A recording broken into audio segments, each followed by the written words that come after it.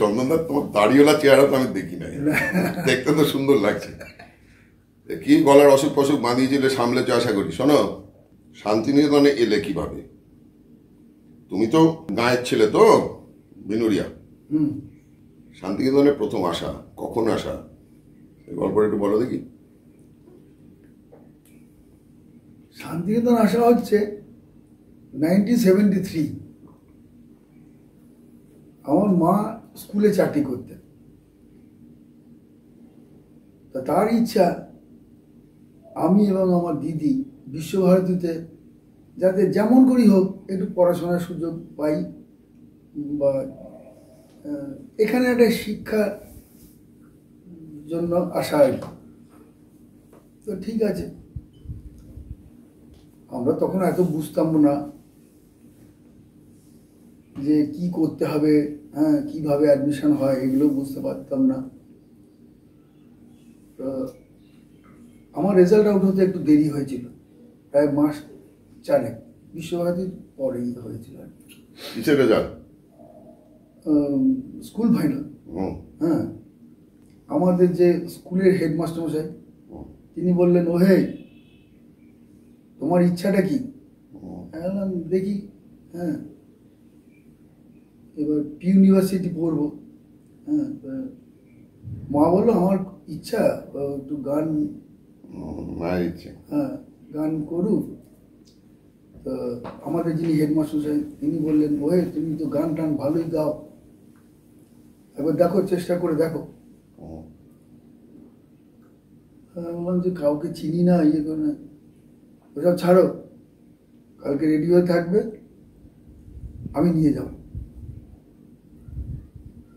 একে তো হেডমাস্টারকে ভয় হাত পা গুটিয়ে যাচ্ছে। যাই হোক, উনি নিয়ে গেলেন, নিয়ে গিয়ে সঙ্গীত ভবনে তখন ফর্ম দেওয়া হতো। ফর্ম একটা তুললাম, ওইখানেই আমার হেডমাস্টার নিজেই ফিল আপ করে দিলেন, বললেন এখানে সই করো। সই করে, তখন প্রিন্সিপাল ছিলেন হচ্ছে শান্তিদেব ঘোষ। উনি হঠাৎ আমাদের দিকে তাকিয়ে বললেন, কি ব্যাপার এটা? আমরা বললাম, এখানে পড়তে চাই। এটা কি গ্রামের স্কুল নাকি? হ্যাঁ, যখন খুশি এসে ঢুকে গেলে। তখন আমি বললাম যে ইনি হচ্ছেন আমাদের হেডমাস্টার সাহেব, আমাদের স্কুলের হেডমাস্টার সাহেব, উনি আমাকে নিয়ে এসছেন। ঠিক আছে, বলে না, এখানে এরকম হয় না, যখন খুশি হয় না, এদের একটা নিয়ম আছে।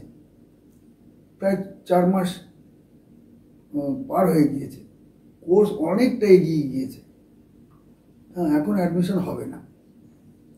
উনি সেই জোর হাত করে শান্তিদাকে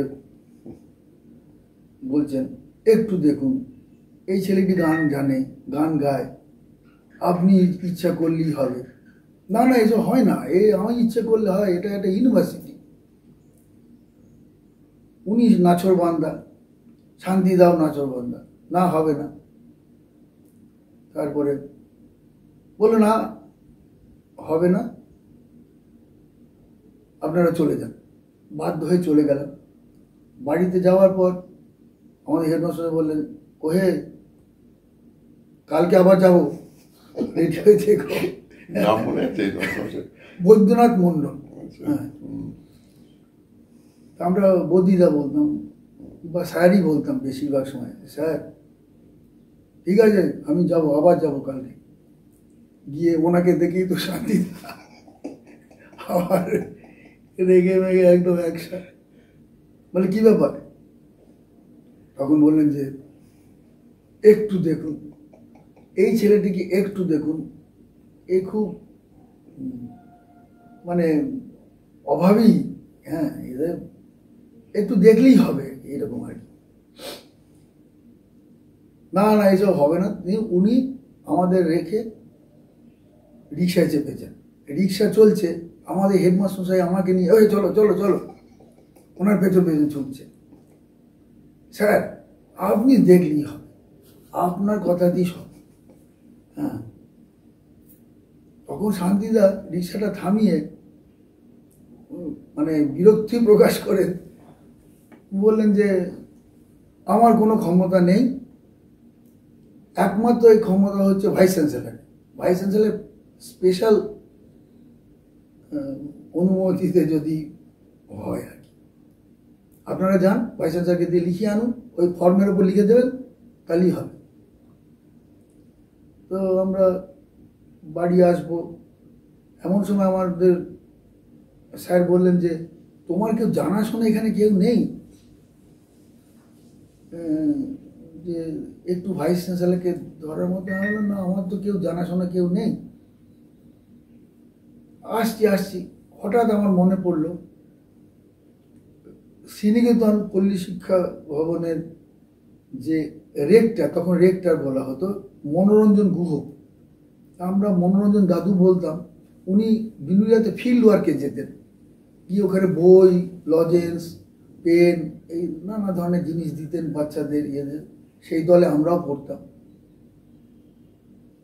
তো বলে চলো চলো এখানেই চলো।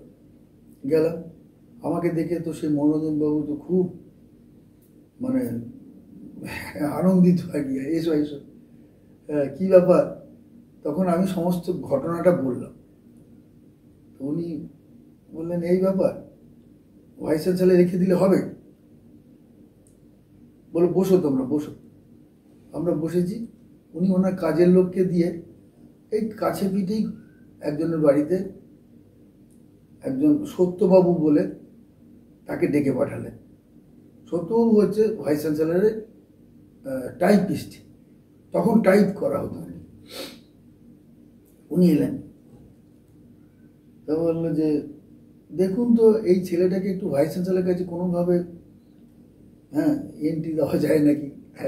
হ্যাঁ, অ্যাপয়েন্টমেন্ট যদি হয় তাহলে উনি একটা স্পেশাল পারমিশন দিলে এই ছেলেটার হয়ে যাবে, গ্রামের ছেলে। তো বলে ঠিক আছে, কালকে 10:30টার সময় যাবেন আমার সঙ্গে। আবার হেডমাস্টার মশাই আমাকে নিয়ে ওইখানে গেলেন, আমাকে নিয়ে একদম সত্যবাবু ভাইস চ্যান্সেলর ঘরে। ঠিক আছে, গেলাম। ভাইস চ্যান্সেলর কোনো প্রশ্ন না করে, যেহেতু সত্যবাবু নিয়ে এসছেন, উনি সঙ্গে সঙ্গে ওখানে সই টই করে সত্যবাবুকে দিলেন। সত্যবাবু সিল দিয়ে বললেন এটা সঙ্গীত ভবনে গিয়ে দিয়ে আসো। আমরা সঙ্গীত ভবনে গেলাম। পরিমিত পর একদম শান্তিদার সামনেই। আবার কি হলো? বললো ভাইস চ্যান্সেলর লিখে দিয়েছে।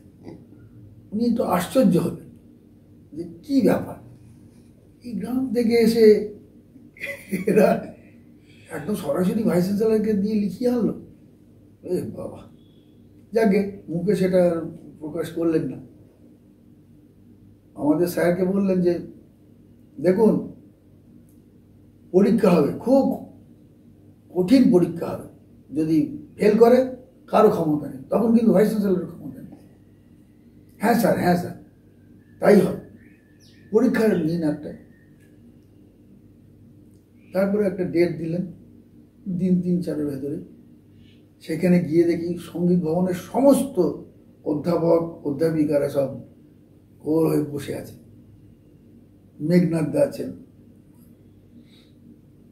ঠিক আছে, কারা ছিলেন মনে আছে না? কণিকা ব্যানার্জি, ওস্তাদ ভিভি ওয়াইজলওয়ার, শান্তিদা, মানসবাবু, দিলীপ দা, বীরেন পালিত, কুটুদি, বাচ্চুদি, মঞ্জুদি, সুদেশ দা, ডিটি যোশী, এরা সব বসে আছেন। কি গেয়েছি আমার এখন আর মনেও নেই, কিন্তু গাইবার পরে আমার এইটুকু মনে আছে, ওস্তাদ ডিটি যোশী আমাকে প্রশ্ন করলেন একটা হিন্দি গান গাও। তো আমি তখন একটা মুকেশের হিন্দি আর মুকেশের একটি ভজন গাইলাম। তো ওস্তাদ ভিভি ওয়াইজলওয়ার বলছেন একটা ক্লাসিক্যাল, হিন্দি মানে ক্লাসিক্যাল, হ্যাঁ হ্যাঁ, উচ্চাঙ্গ সঙ্গীত একটা গান। আমি একটা পিয়া কি নজরিয়া বলে একটা বন্দিশ শোনালাম, তখন কিছুই জানতাম না। মানে শিখেছো কোথাও না এমনি? না এমনি, হ্যাঁ মাইকে ডেকে শুনে? তখন ওই গ্রামের দিকে হতো, ওই মাস্টারমশাই পিয়া কি নজরিয়া, গ্রামের ওই চলন ছিল, এইগুলো সব গাইলাম। ওনারা দেখলাম মুখ চাওয়াচাই করছেন। ও আর পুরো জানলার পেছনের দিকে দেখছি সমস্ত, মানে যেহেতু স্পেশাল ইন্টারভিউ হচ্ছে সেহেতু সমস্ত, আর মাস্টারমশাই তো সব কেউ ক্লাসে নেই, ইন্টারভিউ বোর্ডে, ছাত্রছাত্রী সব এসে ভিড় করে জানলার দিকে, জানলায় দাঁড়িয়ে আছে। যাকে মনে হলো হয়ে গিয়েছে ওনাদের চাউনির জন্য। শান্তিদাই বললেন, শান্তিদা তখন প্রিন্সিপাল, শান্তিদা বললেন যে ঠিক আছে কাল থেকে হোস্টেলে ভর্তি হয়ে যাও। আমি বললাম যে আমি তো হোস্টেলে থাকবো না, কারণ আমার আর্থিক অবস্থা সেরকম ছিল না। ও তাহলে তো হবে না, তাহলে চলে যাও। এখানে ডে স্কলারদের কোনো জায়গা নেই। হঠাৎ কুটুদি আরতি বসু, হ্যাঁ, উনি হঠাৎ বললেন যে তোমার কি কোনো এই শান্তিনিকেতনের কাছাকাছি কোনো জায়গা আছে যেখানে তুমি থাকতে পারো? তো তখন শান্তিদাকে কুটুদি বলছেন যে শান্তিদা 5 কিলোমিটার ভেতরে যদি কোনো থাকার জায়গা থাকে তাহলে কিন্তু ওখান থেকে থেকে ক্লাস করতে পারবে, কারণ তখন ক্লাস ছিল 6:30 থেকে 11:30, আবার 2:30 থেকে 4:30। তো আমি বললাম যে নেই। তখন কুটুদি বললেন যে এই ধরো বোলপুর, বানগোড়া, জামবুনি, বিনয় ভবন, এই কাছে পিঠে কোথাও কি তোমার জায়গা নেই? হবে না? জানো একটা সাধু বাবার আশ্রমে আমি যাই, হ্যাঁ তখন আমি যেতাম মাঝে মাঝে যাই, ওখানে থাকা যেতে পারে। এই কথা শোনার সঙ্গে সঙ্গে মোহর দিয়ে একদম বলে, না শান্তিদা, হ্যাঁ সাধু বাবার আশ্রম তো 2 কিলোমিটার, ওখানে থেকেই করুক। ও যখন পাশ করেছে তখন ওখান থেকেই হোক, ওখান থেকে করুক, তারপরে ভবিষ্যতে দেখা যাবে। তো আমার হয়ে গেল। তারপরে আমি ওই বিনুরিয়া গ্রাম থেকে প্রায় 7 কিলোমিটার, হ্যাঁ ভোর 4:30 5টার সময় আমার মা শ্রীনিকেতন পর্যন্ত এগিয়ে দিয়ে যেত। তারপর ওখান থেকে হেঁটে হেঁটে হেঁটে হেঁটে আসতাম, পয়সা নেই বাস ধরার। তারপরে বাড়ি থেকে এই রুটি তরকারি বা মুড়ি বা এই ধরনের কিছু শুকনো খাবার নিয়ে আসতাম। 11:30 পর এখানেই খাওয়া দাওয়া করতাম, করে তারপরে ওই গাছতলায় বসে থাকতাম। হ্যাঁ, আমতলা হোস্টেল বলে একটা হোস্টেল ছিল তখন, ওইখানে বসে থাকতাম, আবার 4টে থেকে ক্লাস করতাম। এমন সময় ওখানকার যে পিয়ন বলবো না কি বলবো জানি না, রামদা বলে একজন, তিনি হঠাৎ ওই তানপুরা দিতেন, তালা চাবিও লাগাতেন, যন্ত্রপাতি, হ্যাঁ যন্ত্রপাতি নিয়ে যাওয়া, নাট্যঘরে নিয়ে যাওয়া, সবই ওই করতেন। উনি বলতেন এই ওখানে রোদে বসার দরকার নেই, আমি একটা ঘর খুলে দেবো, ওই ক্লাসরুমে গিয়ে বসে থাকবি দুপুরটা। তো ওইখানে বসেই আছি। এবার 4টের সময় আমি একটু রেওয়াজ করছি, রেওয়াজ মানে সকালে যে গানগুলো শিখেছি সেইগুলো প্র্যাকটিস করছি। হঠাৎ দেখি দরজাটা খুলে গেল, দেখলাম একটা গেরুয়া রঙের লুঙ্গি আর একটা ফতুয়া পরে স্বয়ং শান্তিদা দরজা খুলে, ওহে আরো গলা খুলে গাও, আরো গলা খুলে গাও। গানটাও আমার মনে আছে। যে ফুল না ফুটিতে ঝরেছে ধরণীতে, যে নদী মরু পথে হারালো ধারা, জানিয়ে জানি তাও হইনি হারা। এখন গলাটা খারাপ বলে করতে পারছি না। তো সেই আরম্ভ হলো, উনি আধ ঘন্টা ধরে আমাকে ওই দাঁড়িয়ে, আমি বসে আছি, কিভাবে উচ্চারণ করবে, হ্যাঁ কিভাবে উচ্চারণ করব, কিভাবে থ্রো করব, কিভাবে সুর লাগাবো, সমস্ত দেখি আধ ঘন্টা ধরে দাঁড়িয়ে দাঁড়িয়ে গানটা আমাকে শেখালেন। তারপর প্রায় নয়নের মনির মতন হয়ে গিয়েছিলাম শান্তিদা অফ টাইমে ডেকে পাঠাতেন, কাউকে দিয়ে ডেকে পাঠাতেন, ওকে ডেকে দাও তো। আমি যেতাম, ওনার বাড়িতেও যেতাম, বাড়িতে গিয়ে পাকরাশির একটা হারমোনিয়াম ছিল, বলে ও হে এইটা বাজাও। হারমোনিয়াম কি বাজাতো আগে থেকে? হ্যাঁ বাজাতাম, কেননা গ্রামে তো আর তো টানপুরের কোনো ইয়ে নেই। হ্যাঁ সাধু বাবার আশ্রমে তো গান করতে নানান রকম। হ্যাঁ হ্যাঁ, ওখানে তো রবীন্দ্রনাথের গান নয়, অন্য। তখন তো না, তখন হ্যাঁ না, তখন ওই রবীন্দ্রসঙ্গীত দু চারটে হ্যাঁ গাইতাম আর কি করে। তারপরে উনি গাইতেন, আমি বাজাতাম, এই করতে করতে অনেক কিছু শিখেছি, অনেক জিনিস, উচ্চারণ কিভাবে করতে হয়, কোন স্বরের ওপর জোর দিতে হবে, এইগুলো খুব শান্তিদার কাছে আমি মানে খুবই ভালোভাবে শিখেছি। তারপর শান্তিদা আমাকে অনেক জায়গায় নিয়েও গিয়েছেন, তবে বেশিরভাগ সময় বিজয়দা থাকতেন, আর ওনার সবসময় দুটো হারমোনিয়াম যেত, তো অনেক সময় আমি বাজিয়েছি। তমালদা যেতেন, তমালদা একটা সময় আর জাননি, যে কোনো কারণে আমি জানি, তো ওই রকম সময় আমি দু চারবার গিয়েছি, আসানসোল, তারপরে বহরমপুর, এরকম কলকাতা দূরদর্শন গিয়েছি। আচ্ছা, তুমি রবীন্দ্রনাথের গান তো চিরকাল গেয়েছো, শিখিয়েছো সব, উচ্চশিক্ষা সদনে ভীষণ একটা পপুলার গান ছিল তোমার, ওয়ান্তা নামের। ওটা কি ব্যাপার, কোথায় শিখেছিলে, কোথেকে? ওটা আমি অ্যাকচুয়ালি ক্যালকাটা ইউনিভার্সিটিতে গাইতে গিয়েছিলাম।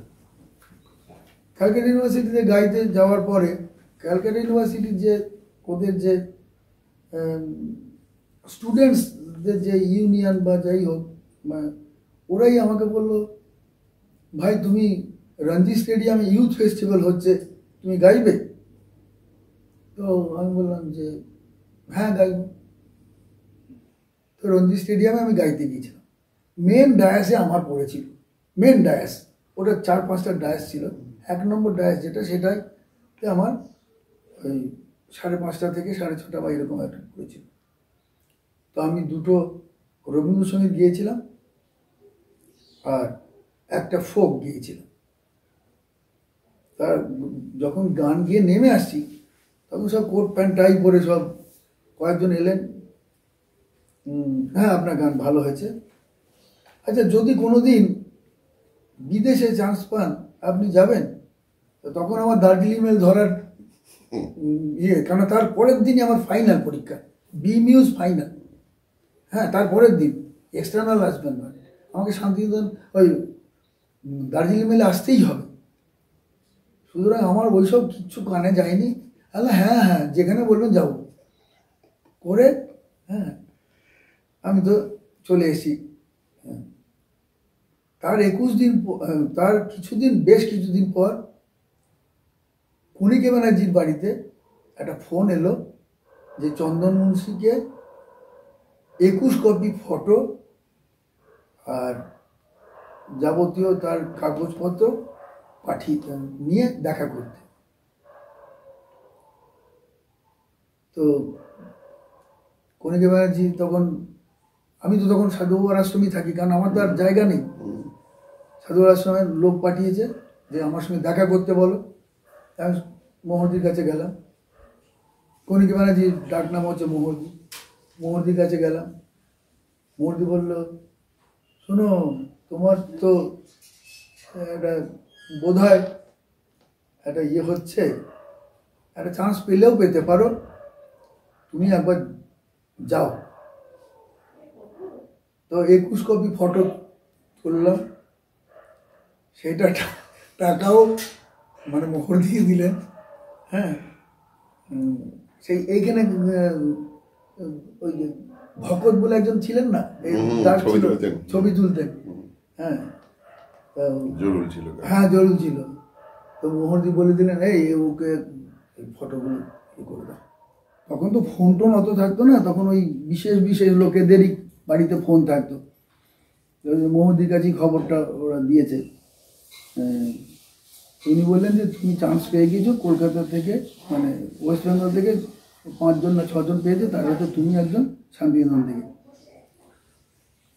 তা আমি তো গেলাম। হ্যাঁ, কিসের জন্য বলেছে? ও, ইউথ ফেস্টিভ্যাল। এটা হচ্ছে মস্কো আর হাভানা, কিউবা, ওইখানে যেতে হবে। তো হোল ইন্ডিয়াতে 147 জন যাবে, তার ভেতরে কলকাতা থেকে 5 জন বা 6 জন। গেলাম, যে আমি যেখানে উঠি কলকাতায় আমার এক বন্ধু, তার নামও চন্দন,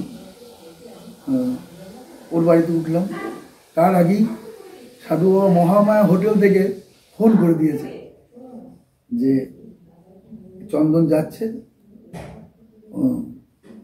ওর যাবতীয় ব্যবস্থা তোমরা করো। হ্যাঁ, যাকে আমি গেলাম, গিয়ে উঠলাম, উঠে দেখলাম যে হ্যাঁ, ওখানে অলরেডি সব খবর টবর চলে গিয়েছে যে আমি চান্স পেয়েছি। তো স্যালাক এক্সপোর্ট কাউন্সিলের যিনি চেয়ারম্যান, তার ওখানে দেখা করতে বলেছেন আমাকে। তো ওখানে ওই কলকাতার ছেলেটি আমাকে নিয়ে গেল, নিয়ে গিয়ে বলল মহা মুশকিল হয়ে গেল, যারা চান্স পেয়েছে তাদের হয়তো 5 জন বেরিয়ে গিয়েছে পূর্বা এক্সপ্রেসে। হ্যাঁ, দিল্লি চলে গিয়ে, দিল্লি থেকে আমাদের পাসপোর্ট টাসপোর্ট সমস্ত দিল্লি থেকে হবে আর কি, পূর্বা এক্সপ্রেসে সব চলে গিয়েছে। তো যা দেখছি তোমার হবে না, কারণ এরপরে তুমি যদি কালকে যাও তাহলে সেটা গিয়ে আরো 2 দিন পর পৌঁছবে, অলরেডি তার ভেতরে দিল্লি থেকে ওরা রওনা হয়ে যাবে।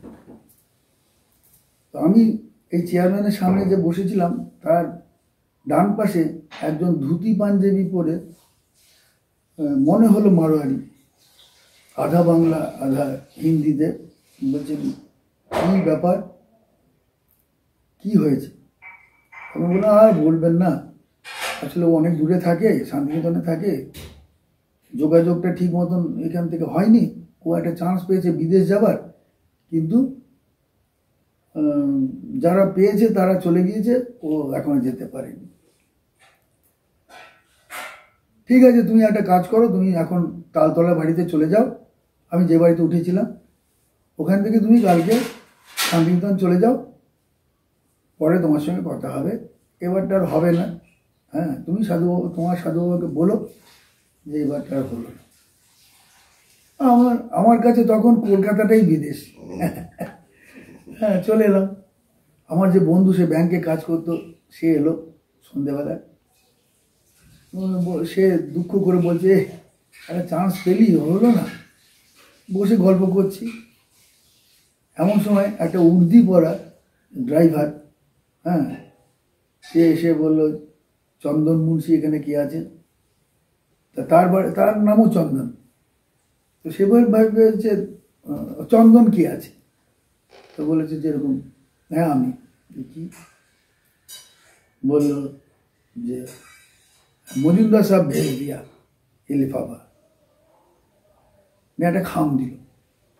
তো উঠে চলে এসছে, উঠেই দেখে একটা দিল্লির প্লেনের টিকিট। হ্যাঁ, প্লেনের টিকিট। তো বলছে এই কি ব্যাপার? তখন মজুমদার থেকে ফোন করেছে ওরা।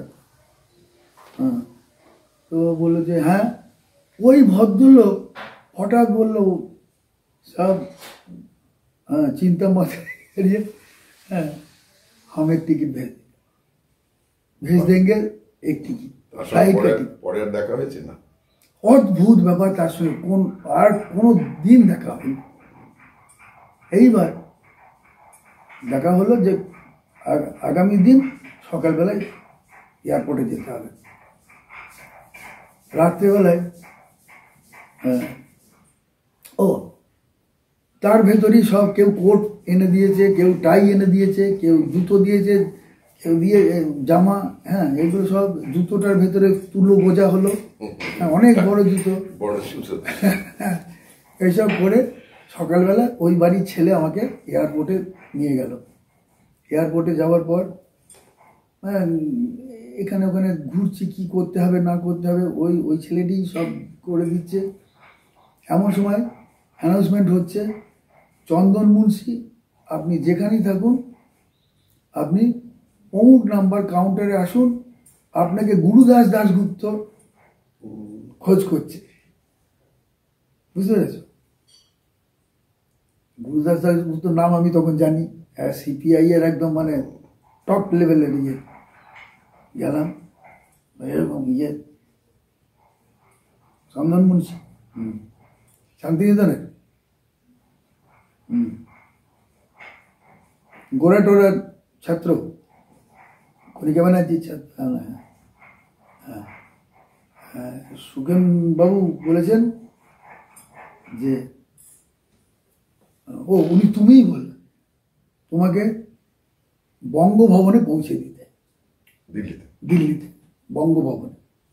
তো ঠিক আছে আমি দিল্লিতে, মানে কলাবনের সুখেন্দু না সুখেন্দু মজুমদার, মানে যিনি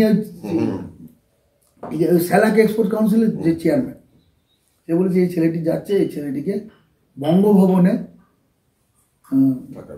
হ্যাঁ সে বলেছে ঠিক আছে তুমি চলো, তুমি এখানেই থাকো, লোক তোমাকে তুলে দেবে, আর খাবে কিছু না। তার আগেই এয়ারপোর্ট হোটেলে খাওয়ানো হলো। হ্যাঁ তো গেলাম, দিল্লিতে নামলাম, নেমে একটা ট্যাক্সিতে করে, বা ওনার গাড়িই ছিল মনে হচ্ছে, আমার অত খেয়াল করতে পারছি না। উনি বঙ্গভবনে নামিয়ে দিয়ে বলেন এখান থেকে নড়বে না, যাবতীয় যা হবে সবাই তোমার কাছে আসবে, এখান থেকে কোনোভাবে যাবে, এরপর থেকে এখান থেকেই তোমার সব হবে। ঠিক আছে, তারপরে তো আমি বসে আছি। তারপরে দুপুরের দিকে কলকাতা থেকে সেই 6 জন, অংশুমান রায়, কিরিট খাঁ, বাহাদুর খাঁয়ের ছেলে, এরকম 5 জন তারা পৌঁছলো। পৌঁছে আমি বললাম আমি চন্দন মুন্সি। আপনি কিভাবে এলেন?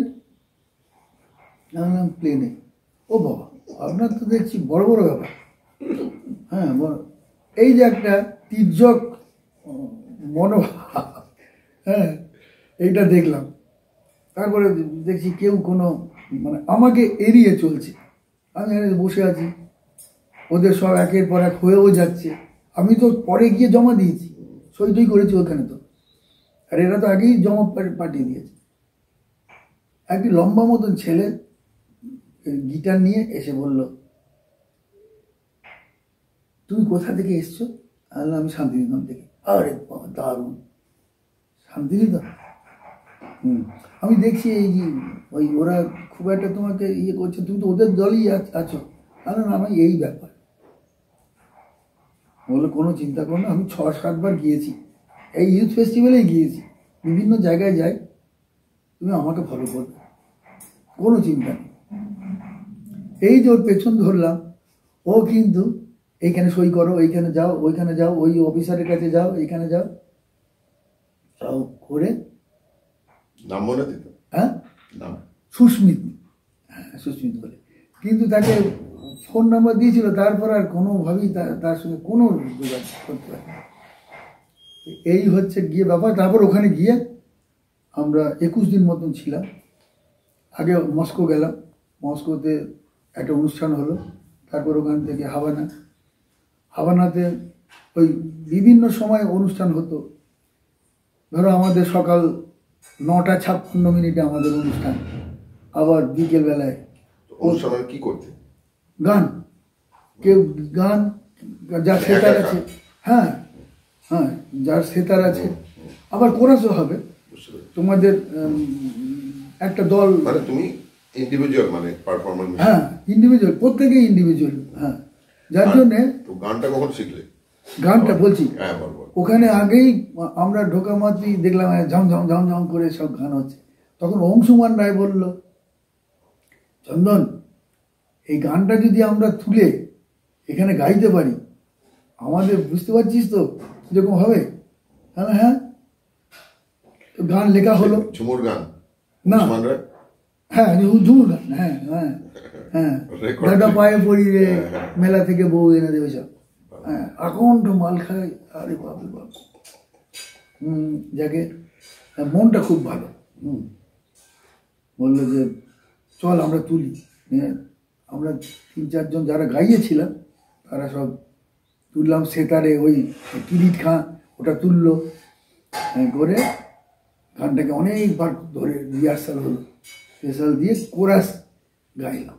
এই কোরাস গাওয়ার সঙ্গে সঙ্গে ওরা সেই মানে হাততালি, মানে ওদের দেশে গিয়ে এই একদিনে একটা, হ্যাঁ, গুয়ান্তানামেরা খুব রেভলিউশনের উপর ওদের করে, খুব সেই জড়িয়ে টড়িয়ে ধরে, তারপরে ওই করতে করতে সেই খুব আনন্দ হলো। ওখানে ওদের অনুষ্ঠান আমরা দেখলাম, আমাদের অনুষ্ঠান ওরা দেখলো, করে তারপরে আবার ফিরে চলে এলো। এই হচ্ছে আমার বিদেশ যাত্রা। একটা জিনিস আমি মানে ফিল করেছি, বা এটা আমার মনের ভেতর গেঁথে গিয়েছে। আমি অনেককেই বলি যে একটা কথা হচ্ছে, শান্তিনিকেতনের কাছ থেকে কিছু নিলে একটু হাত উপর করতে হয়, কিছু দিতে হয়। এইটা হচ্ছে একটা পীঠস্থান, আমাদের সবার কাছে পীঠস্থান ছাতিমতলা। ছাতিমতলাকে শ্রদ্ধা করলে, ছাতিমতলা সব সময় একটা ছাতার মতন আমাদের আগলে রেখেছে, ইয়ে করেছে। এর আগে যখন আমার গলা অপারেশন হলো, ডাক্তার বলছে যে এটা মানে 50% কিন্তু আপনার ক্যান্সার। বায়োপসি না হলে আমরা বলি না, কিন্তু সেই দিকেই কিন্তু আপনার টান নিচ্ছে। ছাতিমতলায় এখনো পর্যন্ত এটা ইয়ে কথা না, আপনি কিন্তু আমি প্রণাম করে যাই, যতবার যাই। মানে আমার ইচ্ছা হচ্ছে কি না হচ্ছে, আমি দেখেছি মাথাটা মানে একবার কিন্তু ছাতিমতলার দিকে হেলে যায়। তো ছাতিমতলা কিন্তু তখন একদম রেজাল্ট এলো, কোনো ইয়ে নেই। এবার আবার 4 বছর পর আবার হলো। আমারও তো কিছুটা, আমরাও তো পাপ টাপ করি, তার তো ভোগান্তি তো কিছু আছেই। যাই হোক, এবার এলো, পজিটিভ এলো, কিন্তু ডাক্তার বলছে একদম গ্রেড 1, মানে এটা আমরা ধরি না। কিন্তু আমি 30টা রেডিয়েশন দেবই, যাতে আর কি ভবিষ্যতে আর কোনোদিন আপনাকে কোনো ঝামেলা না পোহাতে হয়। এই ছাতিমতলা কিন্তু মানে হাতটা আমাদের সবার উপরে থেকে দিয়েছে। যে ছাতিমতলাকে যতটুকু শ্রদ্ধা করবে ততটুকু ফল পাবে, এটাই মনে করি। তোমার মনে করা, তোমার বিশ্বাস নিয়ে তুমি এরকম খুশি থাকো, হাসি মুখে থাকো, আর দাড়ি আরো বড় হোক। না না,